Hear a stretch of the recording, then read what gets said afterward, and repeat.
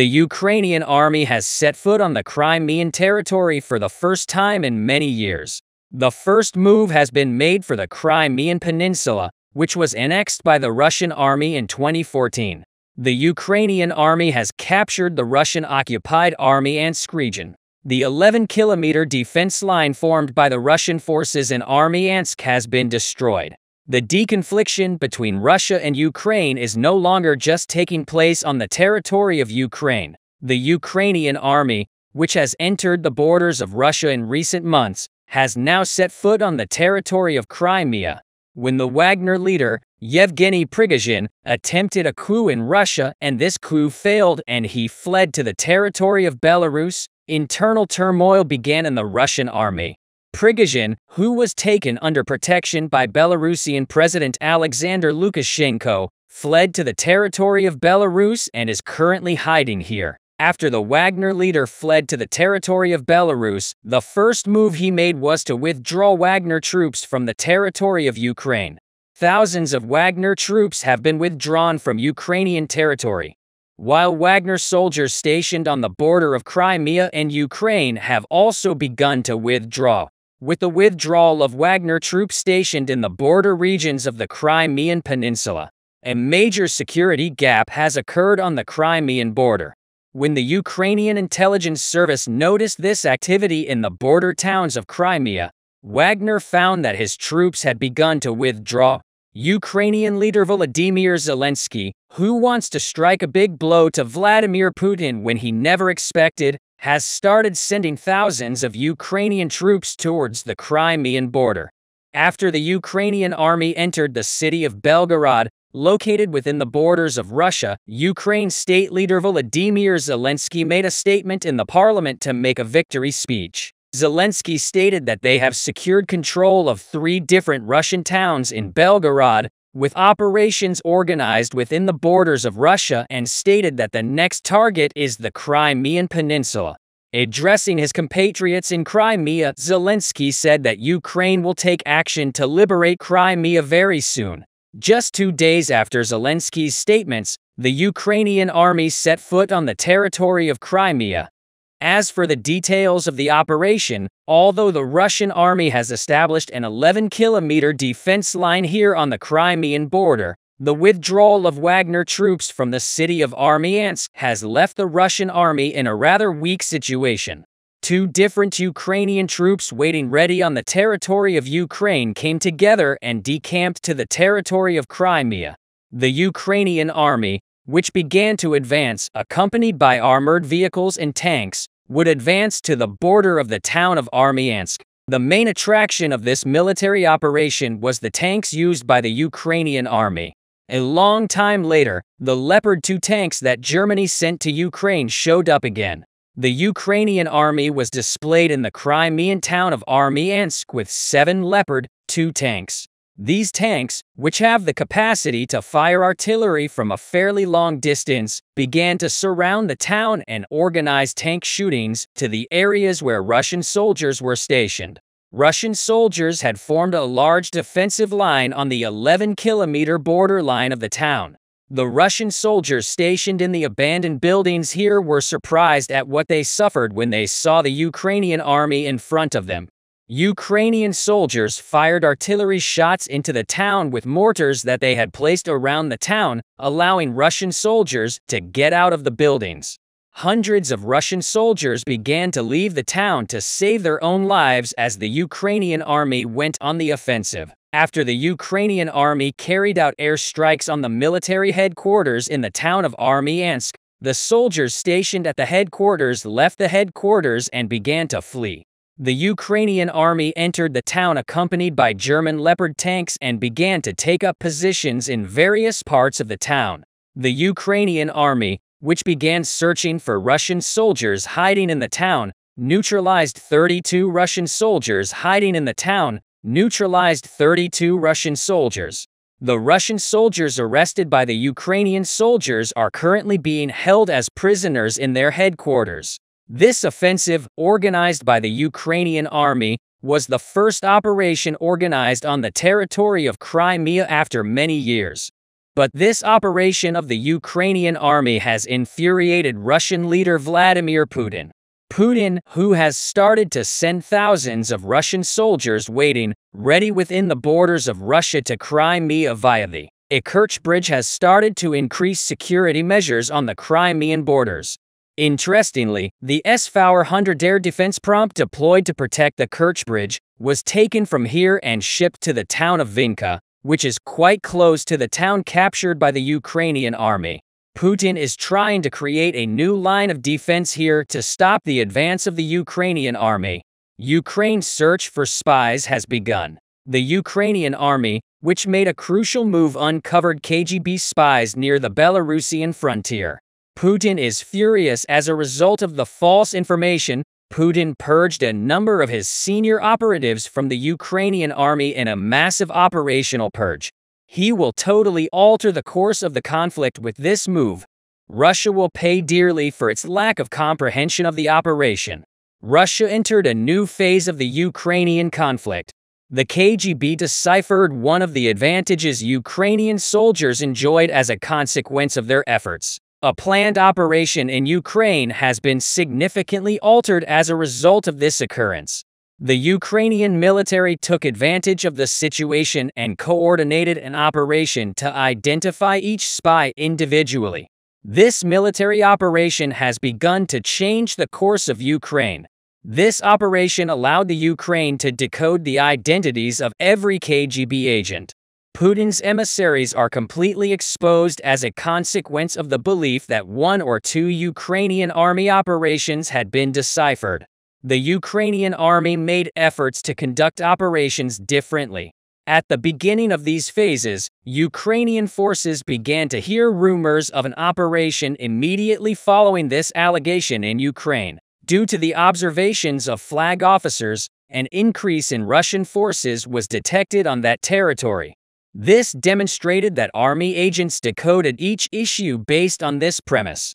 The Ukrainian military executed one of its planned operations. This operation, which will be commanded by Ukrainian military forces, will be catastrophic for Russia. However, these new developments have begun to advance the operation date, and he commenced coordinating a comprehensive detection study to identify the agents within himself.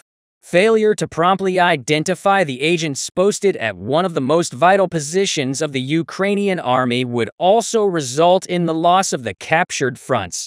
Recognizing this, the Ukrainian army has taken action, particularly in combat-free zones. The Donetsk region led the way in this regard. In a region with a volatile structure, steps have been taken to organize a significant operation as word spread that the operation would be conducted by infantry and tanks on the ground.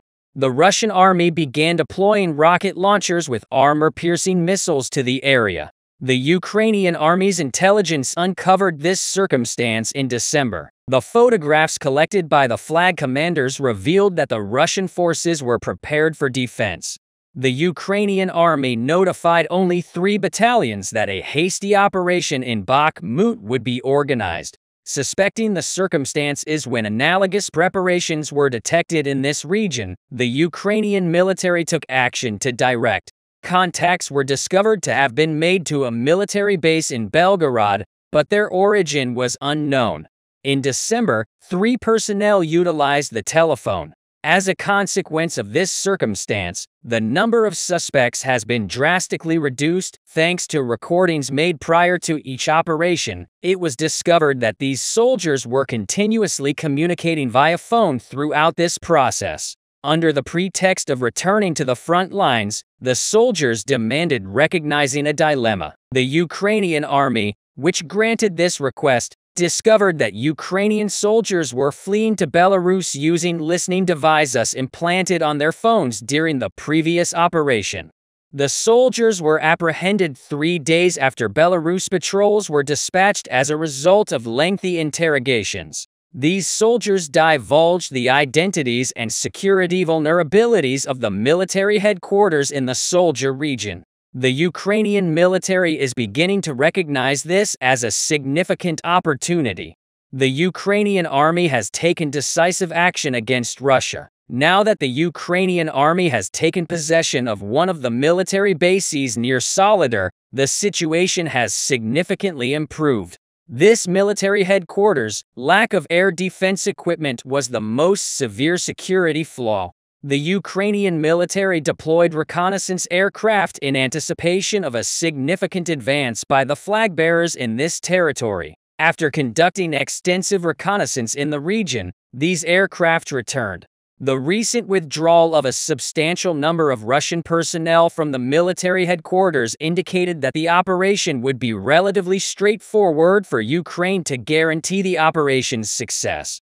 However, Ukrainian soldiers decided to employ HIMARS and Abrams because of their uranium-powered cylinders. These tanks were essentially destroyers. The Russians lacked an effective weapon against these tanks. The world as a whole criticized Russia's counteroffer of Tinies following this action, which brought Putin's reputation into disrepute once again. The Ukrainian army went on the offensive. The Ukrainian military began employing heavy armaments to complete the offensive by executing a crucial strategy. It was virtually impossible for Russia to withstand these bombs. This operation required approximately 35 canisters. In contrast, Ukrainian special forces would parachute artistically, land near this region, and deploy a significant number of C. This would divert the headquarters' attention, prohibiting them from responding. The Ukraine assumed control of the operation. The flag officers have intervened alongside the Ukrainian special forces. The paratroopers who parachuted from the aircraft were stationed approximately 2 kilometers behind the command center. By placing C-4s near this location, the diversion was initiated and the tanks began to move. At this juncture, the objective was to keep them guessing regarding the direction from which the tanks were approaching.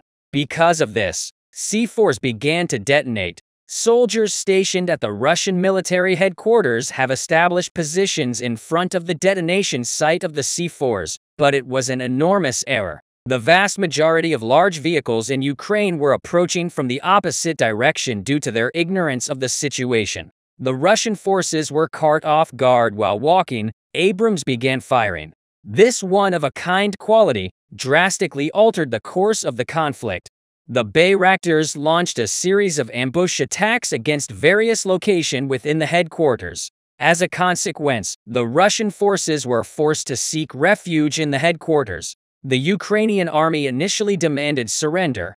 After receiving no response, he began to collaborate with Abrams. After the northern wall detonated, Ukrainian soldiers who penetrated captured the Russian army in this attack, which resulted in the capture of approximately 65 soldiers. The Ukrainian army once again demonstrated its superiority over Russia. Putin was enraged by all of this.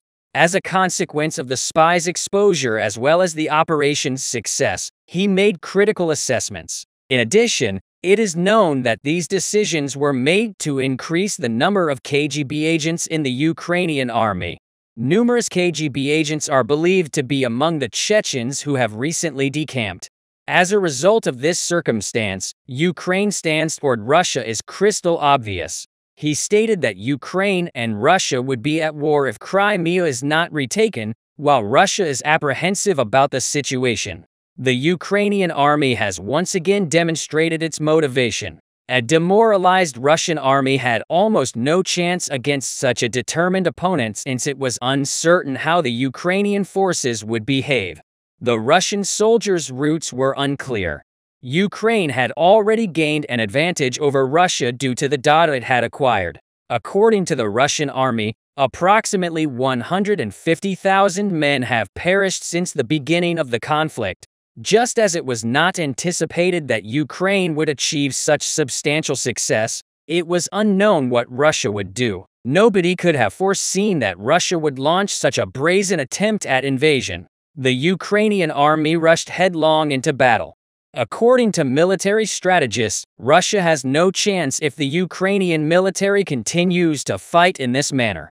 These findings indicate that if Ukrainian equipment is upgraded, Russia could be expelled from Ukrainian territory rapidly. They also accuse Putin for the collapse of the Russian army to such a point of weakness. Putin's defeat is entirely attributable to his dread of a coup. Putin has severely weakened the military to forestall a coup. Due to this, the Russian people must also endure. Vladimir Putin is dealt a crushing setback by the Ukrainian army. The factory on Ukrainian territory that manufactured weapons for the Russian army caught fire. Vladimir Putin, the president of Russia, has squandered billions of dollars. Recent years have seen a significant increase in the number of explosions and fires occurring within Russia's borders. Pro-Ukrainian citizens began organizing within Russia's borders, targeted Russian military arsenals and naval vessels. However, the burning of Russia's largest factory in the military sector created a major problem at the Kremlin. Following the occupation of Ukrainian territory by the Russian army, a significant number of Ukrainian citizens were deported to Russia. President Vladimir Putin of Russia has conferred these individuals Russian citizenship by issuing Russian passports to Ukrainian citizens residing on occupied Ukrainian territory. Putin sent a large number of government employees to Ukraine, where they assisted Ukrainians in acquiring Russian citizenship.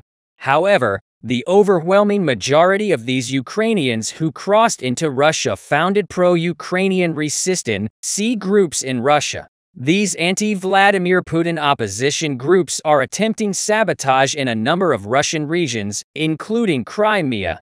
In recent weeks, a clandestine insurgent group from the Crimean Peninsula known as AITS blew up a Russian ammunition depot. Vladimir Putin was delivering weapons to Russian forces on Ukrainian soil from this facility. However, the Crimean separatists destroyed the ammunition storage with a portable rocket launcher. Although it is uncertain where the Ukrainian insurgents obtained these weapons, the Ukrainian government is accused of providing them. In the past, the Crimean Underground Resistance Group ACS had effectively eliminated 4 Russian leaders on their social media sites. They asserted that they would appeal to a much larger audience and that their numbers were increasing daily. Crimean minorities and pro-Ukrainian Russians are attempting to damage Vladimir Putin by joining this covert resistance movement. According to regional sources, more than 10,000 Russian citizens continue their operations by joining this clandestine resistance group.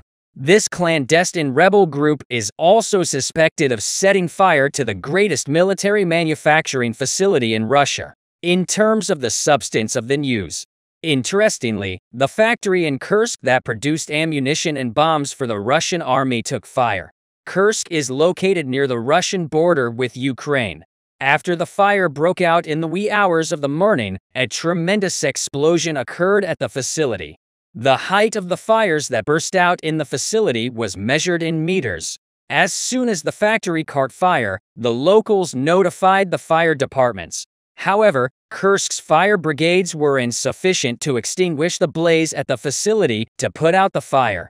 Firefighters from adjacent cities arrived in Kursk. However, due to the flames, the weapons and bombs discovered in the facility began to explode. Firefighters were compelled to evacuate the area surrounding the factory after the explosions. The Russian government has dispatched firefighting aircraft and helicopters. The fire, which could not be contained on the ground due to detonation, was attempted to be extinguished effectively from the air. The factory was completely destroyed after a 12-hour operation to suppress the fire. Surprisingly, the principal Russian military facility was devastated. Following the assertion by Russian government officials that the fire was an act of sabotage, all eyes were on the Ukrainian government in its initial proclamation. The Russian Defense Ministry stated that the Ukrainian army had attacked this Kursk factory with long-range missiles. The Ukrainian Ministry of Defense stated that the Ukrainian military had not conducted any airstrikes on Russian territory and had no connection to the incident. Following Ukraine's declaration, Russian officials clarified that Ukrainian terrorists operating in Russia were responsible for the detonation. According to the Russian Ministry of Defense, the detonation was carried out by the Underground Resistance Group, which has previously attempted sabotage. 20 individuals donning masks are captured on surveillance footage moving about the factory. Regarding how the detonation was carried out, we conclude late at night. 20 individuals with their identities concealed approach the factory's perimeter and enter by cutting the barbed wire with scissors. The factory's back room is where the insurgents conceal the plastic explosives they stole from their bags. Even though Russian soldiers are stationed at the entrance of the factory, they are completely unaware of the situation. The terrorists from Ukraine who planted the explosives are evacuating the area by re-entering the wires through which they entered. It is said that plastic explosives are timed 10 minutes after the Ukrainian militants exit the building. A massive explosion occurs and the factory begins to burn. Putin's Ukrainian rebel organization suffered billions of dollars in losses when Russia blew up a facility in the defense sector. After the incident, Vladimir Putin convened an emergency meeting at his residence in the Kremlin. In addition, senior Russian government officials were present. When Russia is confronted with a security crisis, the Russian people's confidence in Putin plummets dramatically. On Ukrainian soil, it is common knowledge that the Russian army is experiencing difficulties on a regular basis. Russian soldiers fighting on Ukrainian soil complain of a scarcity of ammunition and supplies. Thanks to this facility near the Ukrainian frontier, Vladimir Putin was able to ship the weapons and tank bombs he designed to Russian soldiers in Ukraine. Nonetheless, the detonation of this complex could pose a significant problem for Russian forces in Ukraine. Following the extinguishment of the factory fire, a massive number of Russian forces entered the factory and began removing still functional ammunition and explosives. Putin desires to provide the ammunition and explosives he was able to salvage to the Russian forces in Ukraine shortly after the facility was evacuated. Vladimir Putin dispatched a large number of workers to it and commenced repairs. The factory is anticipated to reopen within a few months. The explosions and fires that transpired within Russia's borders have severely eroded the trust of the Russian people in Putin. The Russian people are outraged by Vladimir Putin's aggressive and authoritarian measures against Russian citizens. However, Vladimir Putin's decision to mobilize on his own tested the fortitude of the Russian people. Vladimir Putin sent 300,000 Russian citizens to fight on Ukrainian soil by forcibly enlisting them in the Russian army via the partial mobilization order. Putin, on the other hand, could not have anticipated that this action would result in an uprising in Russia. Russians began to swarm the streets, proclaiming they would not pay. Marriage for Vladimir Putin. Vladimir Putin was born in the Russian metropolis of St. Petersburg, was flooded with tens of thousands of Russian citizens protesting Putin and the conflict as usual. Vladimir Putin adopted a hard stance and engaged Russian security forces. Thousands of Russian police officers attempted to prevent rioting among Russian citizens. The decrees between the Russian police and the Russian people harmed tens of thousands of Russians. Over 20,000 Russian citizens have been detained as a result of the rallies across the country. Numerous experts believe that if the war persists in this fashion, the Putin administration will soon be over. In surveys conducted within Russia's borders, Vladimir Putin received less than 20% of the vote, according to multiple accounts. Vladimir Putin's popularity began to decline prior to the war, and he instigated the conflict to maintain his dictatorship in Russia. Therefore, it is believed that Vladimir Putin's desire to preserve his own authority was the driving force behind the Russian army's invasion of Ukrainian territory. The Crimean population is opposed to Putin in any guise. Infuriated, the citizens of Crimea set fire to every part of the city. Putin's party structure was completely looted and set on fire by the Crimean populace. Putin has ordered the deployment of all Russian security forces to the Crimean Peninsula. This rebellion, which is the subject of global discussion, has the potential to bring Russia to its knees in the ongoing conflict between Russia and Ukraine. The Russian invaders gradually lost control of the Ukrainian territory they occupied. The Russian army, which has been attempting to seize Ukrainian territory for more than a year, is unable to display the same strength as it did in the early months of the conflict. Russia is compelled to leave the occupied zones because the army and personnel have lost all authority. Despite incoming aid, Ukrainian forces continue to repel Russian troops from their territory. The Russian army, which has lost over 200,000 soldiers since the beginning of the conflict, is unable to compensate for its personnel shortage. With this vulnerability reflected on the fronts, Putin began experimenting with unconventional strategies. As the conflict progressed, volunteer recruiting booths appeared in many Russian cities in order to lead the fierce fighting on the front lines. Numerous individuals commissioned by the Russian government have begun erecting volunteer army posters and stands on the walls of cities across the nation in order to recruit volunteer personnel for the army. Russia has also begun constructing websites where individuals can apply from a variety of internet sites. Putin is unable to acquire the quantity of military personnel he desires, despite his efforts since the outset. The Russian people have opposed fighting the war based on Putin's personal preferences. No one in Russia desires to risk their lives by fighting on the front lines. Consequently, the recent triumph of the Ukrainian military enabled Russia to make a significant mobilization decision. The Ukrainian army launched simultaneous significant assaults in the long-occupied cities of Izium and Liman, rendering approximately 10,000 Russian soldiers ineffective. Linked to the Donetsk region, these two cities, Izium and Liman, were the first to fall under Russian control during the conflict. As previously stated, the Ukrainian army was able to completely expel Russian troops from these two districts by planning a large-scale operation. Putin, on the other hand, made the astonishing decision to mobilize Kazimi in Russia after realizing he had lost control of the regions he had conquered through weakness. Putin intended to declare a partial mobilization to construct a new army of approximately 300,000 soldiers. He was prepared to send Russian citizens to the front after they were forcibly drafted into the army and given only a few weeks of training in response to the mobilization order. As army recruitment progressed, however, it became evident that the preponderance of these recruits were minorities.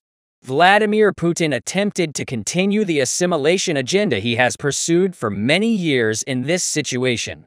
Approximately 200,000 of the 300,000 soldiers recruited through various methods are minorities living in autonomous republics such as Crimea and Dagestan, which have more than 200,000 minorities. Numerous Russian cities erupted in anti-Putin demonstrations following the proclamation of partial mobilization, but Putin appears to have prevented these uprisings by imposing harsh tactics on the populace. As a result of this occurrence, the Crimean populace lost their forbearance when they learned Putin would announce another mobilization. Crimean residents who have recently returned to the streets are organizing numerous demonstrations against Vladimir Putin. Nationwide, protesters' calls for Putin's resignation became audible. Nationwide protesters' banners demanding Putin's resignation are visible. Vladimir Putin had no notion what would occur as a consequence of his mobilization declaration, aided by the anti-war resistance organizations they've created within themselves. The Crimean people who have begun to rise up again have launched a rebellion from numerous locations across the Crimean Peninsula. Minority population flooded the streets of Crimea, plundered and set fire to all Russian army and government buildings. The fire resistance organizations in the Crimean protests made their voices heard, and the remainder of the population took to the streets. People and resistance organizations who began revolting late at night in Crimea torched and destroyed the Russian military command's munitions storage facility around the port of Sevastopol. Russian locals and insurgent organizations plotted improvised Molotov cocktail attacks on the Russian embassy, no matter how hard the soldiers in the headquarters attempt to prevent it. Everyone is aware that the people are the country's fundamental force. Insurgents who are unable to breach the barbed wire that encircled the headquarters began tossing Molotov cocktails at the Mohammed storage facility. When the Molotov cocktails were hurled at the Mohammed storehouse at the headquarters, a massive explosion occurred. The Nishiki captured the Russian soldiers who flung themselves out of the building as a result of the explosion. Shockwave. After the Mui warehouse explosion, the flames at the headquarters reached heights of meters. Russian soldiers gathered at the headquarters, marched against the insurgents responsible for this rebellion, swiftly dispersing the Crimean insurgents. However, these disturbances persist in many regions of Crimea. Insurgents completely set fire to the party building of Russian President Vladimir Putin in Crimea, igniting fires by the meter. This building, which contains pro-Putin presidents, is completely besieged by Crimean insurgents. Stones and Molotov cocktails were ultimately thrown at the party building as the large crowd gathered around. It continued to chant anti-Putin and anti-war slogans. Molotov cocktails hurled through the windows caused the building to catch fire. Putin has assembled a force of roughly 10,000 individuals to quell the rioting and demonstrations in Crimea. Russian security personnel employed physical force to disperse the militants surrounding the Russian party headquarters. As soon as Russian security personnel arrived in the area, the hours-long demonstrations ended. Numerous countries have risen up in response to these protests and actions which have dominated the global agenda. Numerous Russians are organizing protests across the country to urge Putin to end the conflict. Putin pursues his insane military designs without regard for his people. Putin, who has caused a severe economic disaster in the country and has suffered hundreds of battlefield defeats, has suffered a massive loss of support in the upcoming election. People in Russia can no longer satisfy their basic needs. The Russian populace, who could not afford any medical care, reported that the city's facilities were packed with wounded Russian soldiers every day. The army's problems become increasingly severe. The ability of the army to consume is currently considered a luxury due to the army's disregard for hygiene. The majority of infectious diseases have been contained to army headquarters and shelters. The global community has united to assist the Russian people with their health issues in medical pavilions set up in Russia by a Western nation. Chronically ill Russian citizens are also receiving treatment. It appears that these hospital structures, staffed by volunteer physicians, are the only option for Russian citizens. Young Russians who were required to serve in the military began to abandon the country at airports and border crossings. There were kilometers-long lines of fleeing Russians during the interviews. Russians who did not want to live in a place where not even their lives were guaranteed pursued visas to relatively Western countries in order to flee. Putin is steering Russia into calamity without listening to anyone, despite mounting calls for him to stop.